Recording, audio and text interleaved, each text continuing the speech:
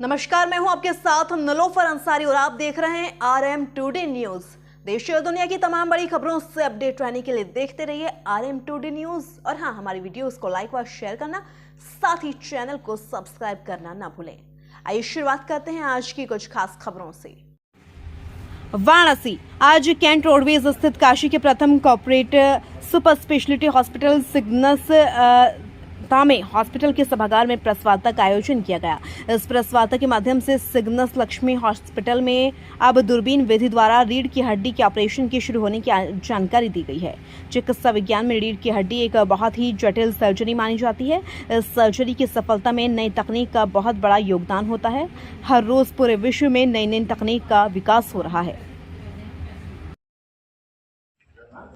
जी, मेरा नाम डॉक्टर दीपक है। मैंने अपना MBBS MS अलीगढ़ से किया है और मैंने अपने एंडोस्कोपिक स्पाइन सर्जरी की जो फेलोशिप है वो पुणे से की है। प्रेस कॉन्फ्रेंस का क्या उद्देश्य है आज? देखिए, जो स्पाइन सर्जरी होती है एक बहुत ही कॉम्प्लेक्स स्पाइन सर्जरी होती है। इसमें पहले बहुत ही बड़ा चीरा दिया जाता था और उसके बाद ऑपरेशन किया जाता था, जिसके कारण पेशेंट में इन्फेक्शन, ब्लड लॉस बहुत ज़्यादा होता था, पेशेंट का स्टे बहुत लंबा रहता था और चांसेस ऑफ इन्फेक्शन होने के कारण और सब बीमारियां होने की दिक्कतें रहती थी। अब इसको हम लोग एंडोस्कोपिक स्पाइन सर्जरी से करते हैं, जो कि बहुत ही छोटे चीरे से करते हैं।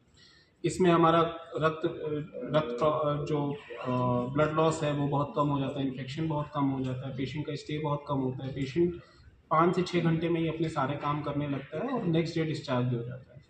इस प्रेस कॉन्फ्रेंस का ये उद्देश्य है कि इस तरह की सर्जरी बहुत ही कम होती है, भारत में भी बहुत कम जगहों पे होती है।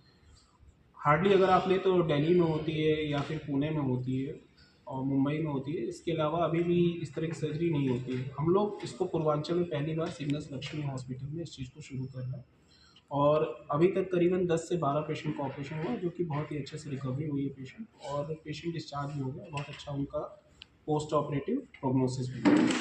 ये सुविधा वाराणसी किसी हॉस्पिटल में है? वाराणसी में केवल सिग्नस लक्ष्मी हॉस्पिटल में, क्योंकि इस तरह के लिए जो एंडोस्कोप चाहिए होता है, जिस तरह के इंस्ट्रूमेंट चाहिए होते हैं, ये यहाँ पे उपलब्ध है और अभी तक रिजल्ट भी काफ़ी अच्छे रहे। दूरबीन विधि से जो ऑपरेशन होगा उसके बाद रिकवरी होने में कितना समय लगेगा? अगर देखिए, वही डिपेंड करता है कि पेशेंट किस स्टेज में आया। अगर पेशेंट इनिशियल स्टेज में आया है तो रिकवरी आपके 5 से 6 घंटे में ही हो जाती है। लेकिन अगर पेशेंट इन्फेक्शन हो गया या फिर बहुत ही प्रोलॉन्ग कंडीशन में, जिसमें नस की कंडीशन काफ़ी ख़राब हो गई है, तो हम जो नस से होता है दबाव हटा देते हैं दूरबीन विधि के थ्रू। लेकिन जो नसों की रिकवरी होती है वो ऊपर वाले के मतलब एक नेचुरल उससे होती है। जितना वो टाइम नस अपने रिकवरी मिलेगा वो उतना टाइम। इसमें आयुष्मान कार्ड वालों को क्या सुविधा है?